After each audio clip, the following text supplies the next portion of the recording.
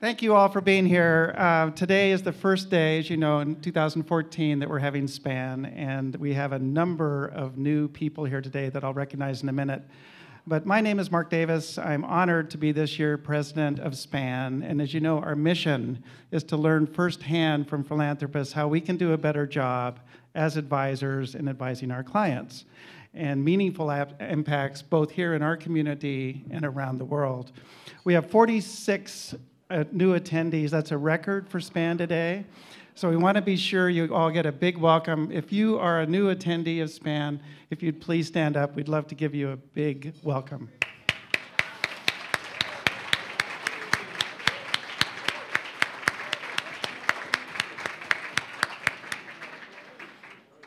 And so for those that are here for the first time, the sequence that we do is we first actually have the conversation. So you can enjoy your salads and rolls and iced tea if you like. And then we serve lunch. So lunch actually comes after the conversation. And during the time after lunch, we have a table discussion. So the table discussion is led by somebody at your table who happens to be the table captain. So we're just going to do a show of hands to be sure every table has a table captain. Please raise your hand if you're a table captain, okay? Up, up, up, up, up. We might have one table missing, but good. We've got all the table. Terry, I think table 14 might not have a table captain.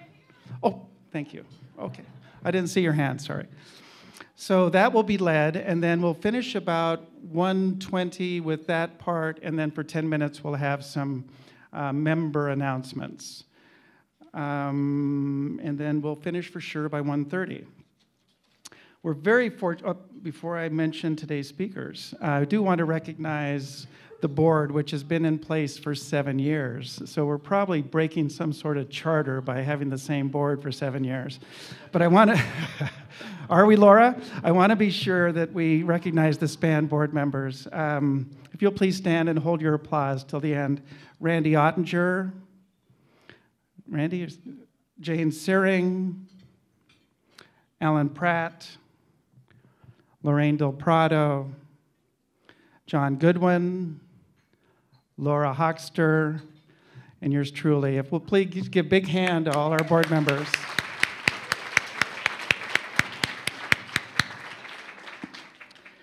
So now on to the good stuff. Okay, so Kendra Vandermeulen, Kendra, if you'll come up with the Canlis family. Kendra was kind enough to call the Canlises, and the Canlis were thankfully saying yes to join us today.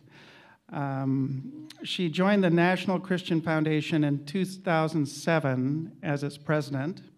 She is a veteran of the wireless communications industry, served as executive vice president at InfoSpace, and was senior vice president and general manager of the wireless data division of AT&T Wireless.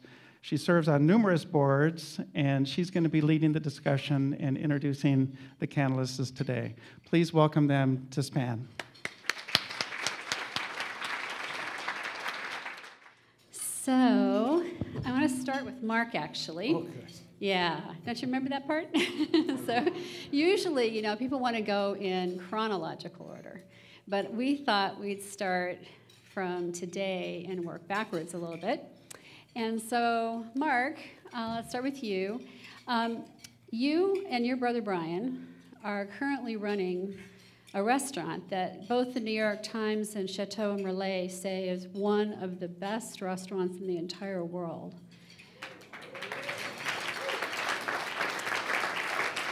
I, of course, agree, as does this audience. So, share with us what it's like to be responsible for this amazing asset that you have taken responsibility for. How many of you have heard of Canlis Restaurant? Anyone in the room? Okay. I was just talking in Nashville, and no one had, and that was refreshing. So just so that you don't think too much of us, Nashville is less of a fan of Canlis Restaurant than Seattle is. And I get a little bit of feedback up here just while you guys are working on that. But it is a big deal, perhaps, to be at the helm of a 64-year-old family-run restaurant. It's a big deal to us, at least. We work every day to make it a big deal to you. And recently it became a big deal again, as it has many times over the 6 decades, to the world. We spent some time on TV recently, and the New York Times did swing by twice to write about the restaurant, and Relais Chateau came by and gave us an award that 1 in 13 restaurants in America has received. And so that was a special thing for us, for sure. It was a big deal.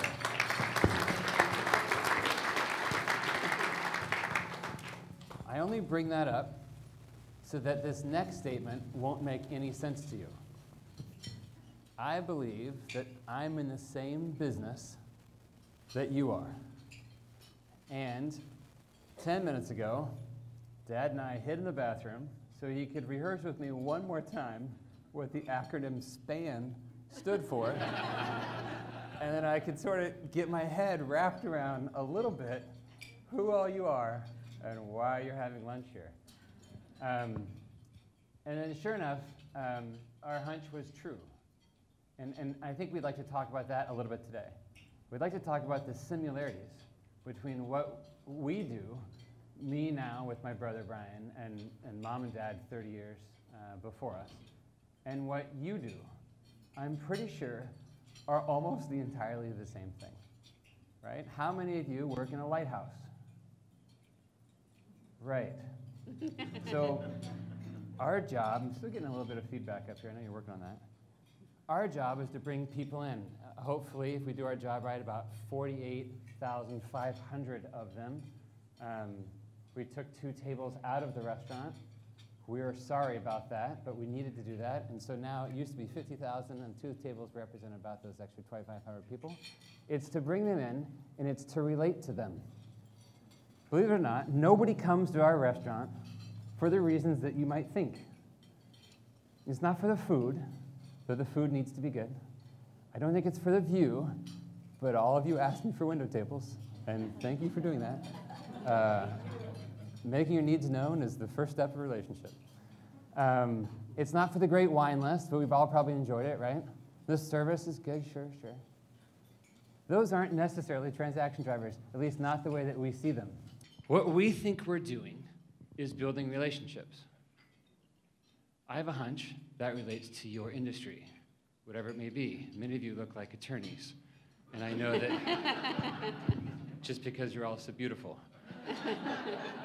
And I know there's something to do with generational transfer, with financial planning, but with engaging in other people's lives. My hunch is that you desperately need to serve other people in ways that are very close to them. You are dealing with their most prized possessions, aren't you?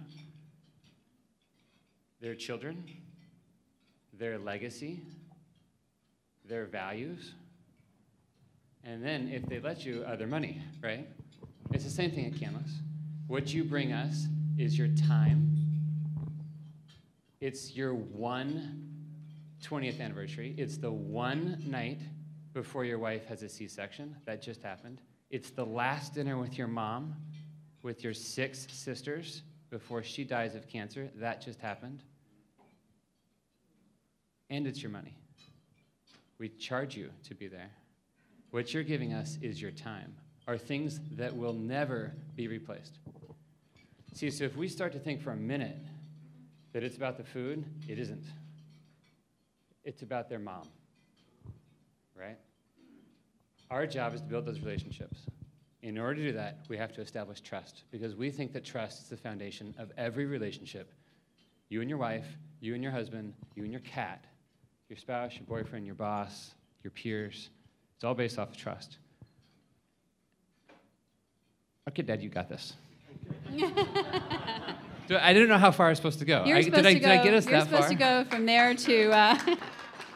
So I know you run the restaurant using an acronym, TGO. TGO. Trust is the first word. Generosity is the second. Other-centered is the third. Yes. Please explain to us where that comes from and how that plays out. We had a bunch of values. When Brian and I took over, it was like, whoa. Oh, we had no experience, and they had combined 6 years' experience. And so the first thing we tried to do, we set out to sort of put in writing, or in modern lingo, what it was that we think our parents had been doing for 30 years. You should try this with your kids. It's a great experience, and it can be probably a little bit scary, right? But it was really important for us to do this. And so one of the things we did, we took all their values, things like maybe excellence and sophistication and warmth, right? Really important tenets of Canlis Restaurant. And we tried to pair them authenticity, right? Are there others, Mom? Why did you? Integrity, right? All these things. And we paired them all the way down to 3. And they're in order. Trustworthy, and then these 2, generous and other-centered. 2 sides of the exact same coin. We said, man, when it all goes wrong, when it all hits the fan, and the restaurant's crazy, and hopefully you guys don't perceive this, but man, you need to know it's happening. Here are the last 3 things I want you to remember about my staff before the ship sinks. Those people were trustworthy, and I got a sense that they were generous with themselves, and they knew that the world didn't revolve around them. The mission of our company is to live out and grow an idea, the belief that we should put other people first. That's sort of it. That is the point of the company. We exist to try to do that. Profitability, that's just a rule to the game. It's not a strategy for winning. We all know we can lose money, and we did a couple times recently. And I need to hear from these 2 people, hey, good job, son. And I need to know how they make that distinction. And so Brian and I sat down, and we said, there are 3 words we think that you operate this family and this company on. It's trustworthy, generous, other-centered. Oh, and by the way, we actually think that the reason, Dad, he's going to tell the story, you took the company, and the way that you run it is to do this one thing. It's to test this hypothesis. What if we just spent our lives coming in second place, trying to get to second place, and letting someone else be first? What about that concept? And what if that, in fact, that was a really good business model? What if that was a good business model for a restaurant? It's a little bit what we're trying to do. And now we are vulnerable and naked in front of you because now you know exactly what we're trying to do. And now you'll see us fail at it all the time. I fail first with the staff. I do it all the time. Mom, Dad have failed with me. I fail with my kids. It's not about failing, right? It's about what we do with failure. But I'm off course. TGO, it's the generous and the other-centered that I think we want to talk about today. Is that right? Yeah, that's right. But this is Seattle Philanthropic Advisor Network. So Right. What's this word generous, and how is that different or the same as the word philanthropy? Right, so thank you. In the car, they were reminding me that we had a really good point a month ago talking about this. We looked up this word philanthropy. Have any of you ever looked? Could anyone define it? Just throw it out there. Love of Mankind. mankind, okay? In the dictionary, isn't quite altruistic, that altruistic. No. It says, Webster is a little more cut and dry, but I love of mankind. this morning we got out of several options, the practice of giving money and time to help make life better for other people. That was sort of the consensus one. There's some amount of irony. If you don't feel it yet, you don't understand the numbers of a restaurant. That our family is sitting in front of a philanthropy group. A restaurant doesn't make a ton of money. I'm hoping to make 3% pre-tax on the dollar, right? And it's not about that necessarily. It's about this. In 2009, the economy changed. We got a new economy, ushered in a new era, right? And something really interesting happened. You know, we get asked all the time for donations. And hey, can you send your chef to this cabin and cook a meal for these people, and we'll auction it off? Sure, it'd be great. And Mom and Dad set an incredible precedent for that. And even Peter Canlis did a lot of that too in his own way, and not like these two. And so many, many years we did that. And so then I took over, and eventually I was in charge and started trying to figure this stuff out. And in 2009, we lost money. All y'all we stopped coming, and other people stopped coming. I can't blame you. It's kind of a scary time, it's a sensitive time, right? But interestingly enough, you know, those the letters coming in, they kept coming. They kept more and more, actually. And so I wrote a letter back that just said, gosh, you know, this year, it's not a good year. for us to donate to you, and so get back to us next year. And I typed the thing up, and we literally signed one, and couldn't send it out. No one felt good about sending it out.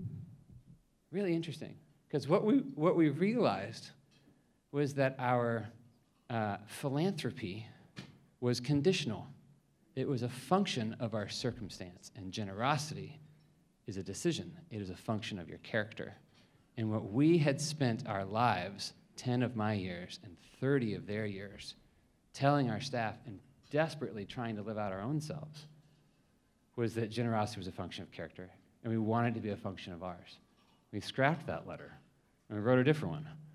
I'm not going to tell that whole story, but it was a really good letter. And we basically just gave out little gifts to everybody and said, use it however you want. It's a hard year for everybody. It's especially hard year for you, right? And in doing so, I learned a really important lesson. I was like, if I want generosity to be a function of my character, I've got to decide something now. When the chips are down or where it's going your way, it really doesn't matter. And that's how we distinguish between the two. Philanthropy, the act of doing something, says nothing about where it's coming from. The poorest of the poor can be generous, right? Hard for them to be philanthropists the way that we think of it. And so when we look at this with our staff, when I say to them tonight at 5:15, what is the meeting? Hey, here's a group just about this size, just about dressed the way you are, coming in tonight. And what I need you to do, above all other things, is to come across as someone who's trustworthy. But I am asking you to be generous with yourself tonight. That is the decision they will make today, before you arrive. Before you arrive grumpy from traffic, before you arrive disheartened from an email you got, before you arrived angry at your wife from a hard conversation in the car. Before any of that, they have to decide they're going to be generous with themselves. They're going to carve out some space for you. And I'm going to try to carve out some space for them. That's the generosity that we're talking about. Did I go too far? No, it's okay. So I'm sensitive to time. So Chris, I can't imagine how heartwarming it must feel to sit up here and listen to your son share. But I know that that is a reflection of years of what you two have modeled and struggled with and all that. So how did this happen? How did this kind of come to be?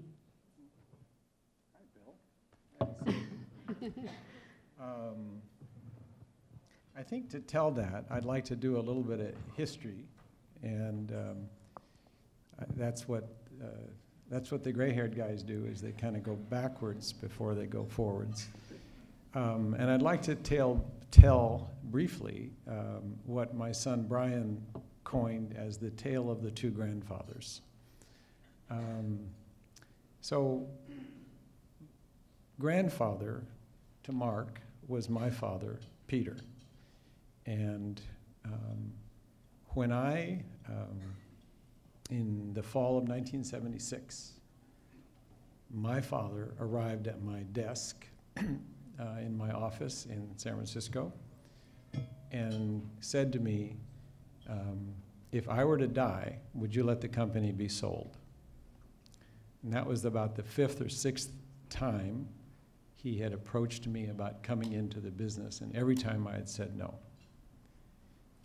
for lots of reasons.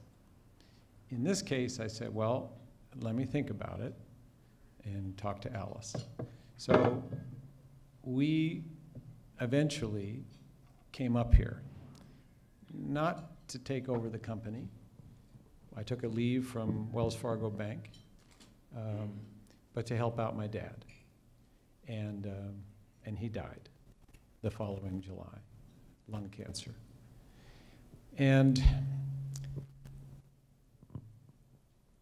my dad, in thinking about what was important, contacted one of you guys, actually not one of you guys, but an attorney, and tried to figure out how to protect his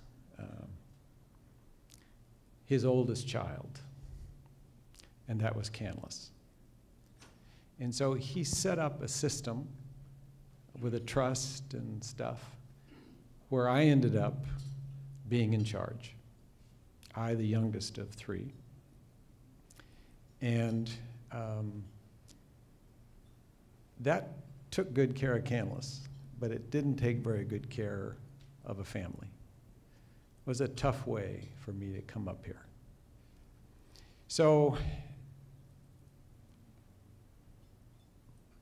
the time came when I was reading my Bible one morning, a couple of years later, and I came across a verse in Proverbs that essentially says, "Do not withhold good from those to whom it is due, when it is in your power to give it to them." Okay, I said, but let me stop before I go with that and finish that story and tell you about the other grandfather. It didn't even occur to me that I'd be sort of emotional here. The other grandfather is, his name is Mark Creighton Canlis, and the other grandfather is Alice Creighton's. Well, you're not allowed to cry. You're supposed to be my rock. So Alice grew up in a generous family. They had nothing material, and they had everything familial. And thank God, literally, that I married into that family, or I don't know where I would be.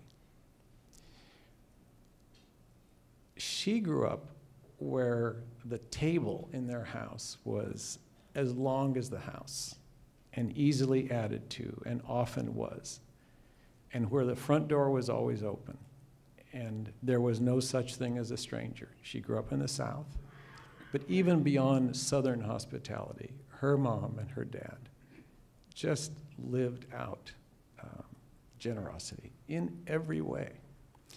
So when Alice and I eventually took over Canlis, what we had to figure out is how to integrate her grandfather's love of people and being generous with Mark's other grandfather's love of business and Canlis and restaurants.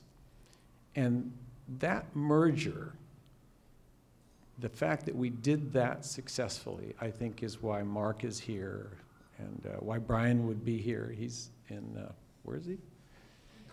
Carmel. He was in Nashville last night in Carmel. You know, these boys. I'm not sure who's up there running the store.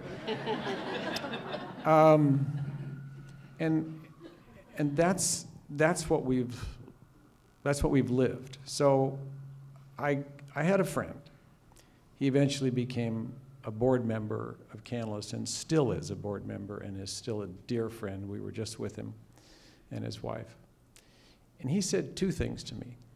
I was a Stanford Business School guy. I was hot to grow Canlis. I had all these ideas.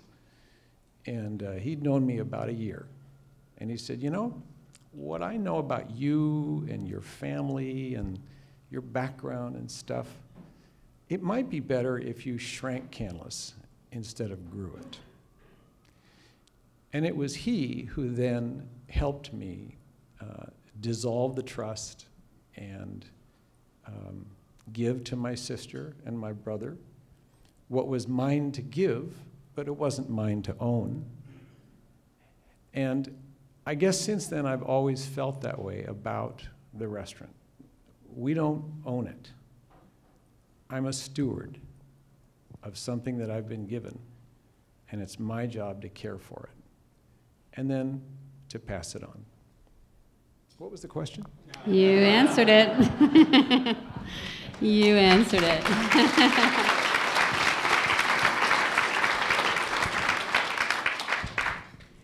So, it's not been that long since the two of you stepped aside from full-time management of the business, and I know you're still very involved, but your life is moving in a new direction and a new set of directions, and I've been watching you kind of sort this out and settle on what the future holds.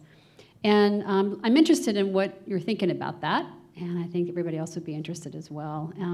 I know you have this view of generosity that is very broad, involving your whole life. And I wonder if you would share about that. This is the part that Alice was going to share. But yeah, no, Mom, did you bring He your knows cue what cards? LIFE stands you know, for. it's actually a little known truth that for most of the years of our marriage, I've been the spokesperson and Alice has been the author of much of what I say. But if you knew us well, you would gather that that works, that makes sense. Nowadays, for whatever reason, it's harder for me to be the spokesperson, and so thankfully Mark has become the spokesperson. But I think I want to say a few things. We've just got a few minutes. We've got 10 minutes. Okay. I'm going to read a couple of things, not aloud. I'm not that bad off, but just to see what I want to be sure not to miss. So LIFE is an acrostic that stands for labor, influence, finances, and experience or expertise, depending on your take on it. And so when Alice and I talked about this, we said, well, how can we describe what it is that we're kind of doing nowadays with our lives? So I want to mention a couple of things. One of them is that I have a passion which is very similar to yours, and that is I would like to see people who have wealth transfer it well. And that's mostly why we've hooked up with Kendra at NCF. It's our son Mark who got us involved in that, and I'm sure all of you are starting to see, and some of you already have, because I see the gray hairs, you're starting to experience what it's like when your children introduce you to new things and who broaden your horizons. So through NCF, we've been involved with something called a JOG, which is a Journey of Generosity, which is actually the name of an organization. And for us, attending one of those things a few years ago that Mark suggested we do, opened up our horizons and began... Rocked your world. Just like I was going to say it. Keep it real. And it began to change the way we think about giving and the chunks of giving and the currency of it. And so we're now engaged in helping other couples like us think about that stuff. I've got a bunch of men that I'm talking to about one-on-one because men have trouble talking about stuff generally. And then we're doing it as a couple. So that's one thing that we're kind of passionate about right now. Something else is something called TLS. Shall I talk about that? I think the other part of it is the generational transfer of life, of everything. This occurred well because of that. Alice's values flowed into me, and to some degree they flowed into our boys. Mine weren't very good when we got started, but I grew and I learned. We now have a number of what we're calling Gen 2s that we gather together once a month. So there's a group of about 60 of us. Canlis restaurant's closed on Sunday nights. So we throw a big pizza party there with beer and wine and us. And people in our generation share with about 40 people in his generation what's made life work, what's made it worthwhile, how we've stuck it out, how we've pursued each other in a marriage, and our faith, and how it's impacted our children and our relationships. And that is the most fun and challenging thing that we're doing right now. And it's working. They're coming. I don't think it's just for the beer and pizza, but it could be. Or the view.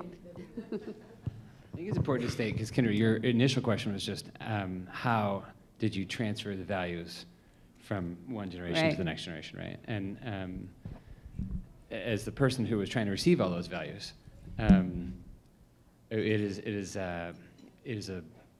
it's a relationship, and it's messy. And if you're not willing to at least name that from the get-go, you're probably living in denial. It is not quick. It's lifelong. And if I was to sum up, Dad, your story there, your answer to her question took like 40 years. I mean, literally, like you wanted to start with grandfathers and then move into, so it's a lifelong stewardship that's happening, and I think that's really important. Everyone's always focused on the stuff, right? And the stuff is incidental. The stuff is like not the thing, right? If you want good apples, focus on the tree, not this year's crop. And so I think there's been a long-standing desire in our family to steward well over time. And watching that happen is the way that you learn something. I have 3 little kids. I'll tell you exactly how they learn. They just watch. One of the most terrifying processes ever, right? I mean, nothing is it's like the reality television show with 3 cameras in your house. You know what I'm saying? Like nothing escapes. And there they are, like around the corner. Like, big 3-year-old eyeballs, right? And so the same thing happens not just when they're 3, it happens when you're 23, 33, 43, right? Your kids, if you have them, are watching you, I promise. And one of the reasons that it works in this relationship, what am I doing here, between us, is that they are continuing to learn.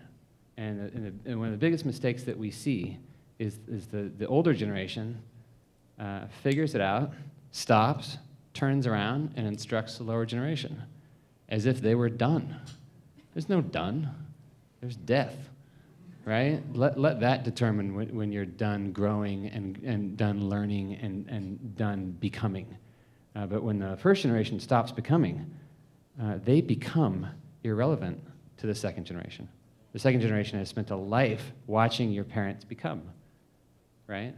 And so that process of both generations becoming alongside one another is how to most efficiently transfer stuff, call it whatever you want, legacy, values, wealth, just stuff. It's the most efficient, most effective way. It's like Firewire as opposed to like dial-up modem. You know what I'm saying? It's just like, wow. And we're still... I may have lost some of you with that last one, but we're talking technology. So we're still doing it on a weekly basis in our family. We get together. In fact, we told Mark on the way over here that we're not going to be there tomorrow, and I could see him kind of... We have what we call FFL, Friday Family Lunch, and all of us get together and have lunch on Friday for a few hours, and wives included if they're available. The family business will suck up everything.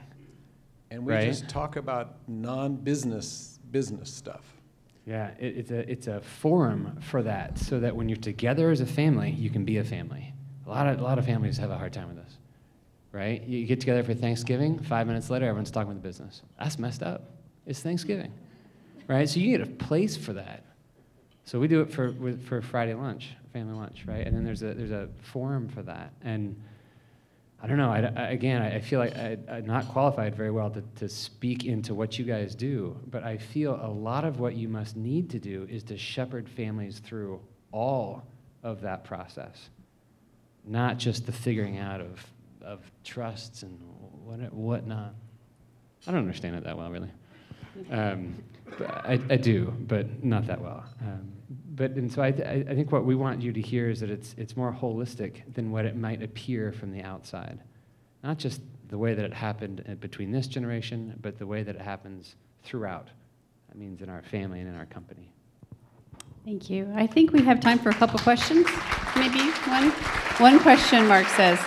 Yeah. Oh, Mark wants to ask the one question. Can you talk a little bit about Fair Start and how that particular process came about?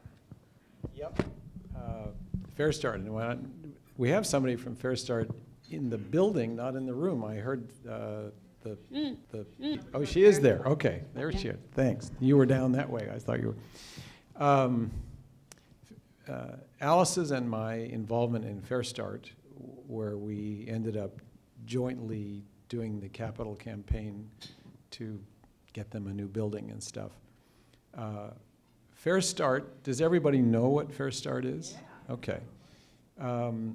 That Fair Start was a gift from one of the Gen 2s who now is coming on Sunday nights, who at that time was working for us and came to us and said, C's, I know you're busy, but I really think you should do this. It's a great match between a need for the city, a need for a great organization, and your gifting. And we then looked around for somebody who was a great, who was very outgoing and whatnot, which, you know I run a restaurant, but I'm an introvert. It's just not easy to be up here. And his name was Bill Adamucci, and we teamed with Bill, and we were, I must say, a spectacular team. Yeah, we used our name and Bill did all the work. But we really complemented each other, and I'm so proud of Fair Start, of Megan, of everybody there, and what they do for our industry. It's a spectacular success story that's run all over the country with its news and is not so easy to reproduce, like most things that got started in Seattle.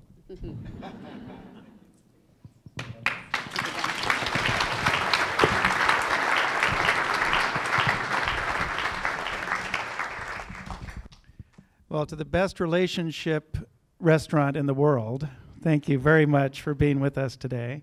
We're going to be serving lunch, and please think about those comments during your lunch discussion and how they affect to some of your client situations you're working on. And we just couldn't have a better presentation than we received today. Thank you.